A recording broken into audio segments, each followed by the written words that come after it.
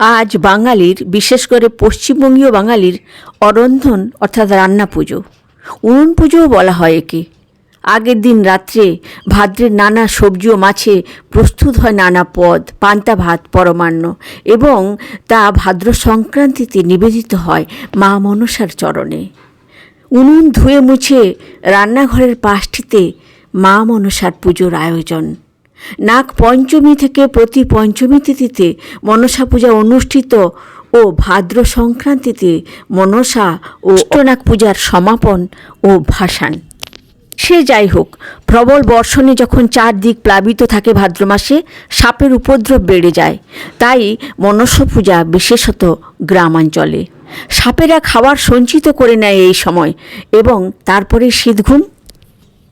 সাপের কামড় থেকে বাঁচতেই মূলত মনসা দেবীর পুজো। জয় মা মনসা।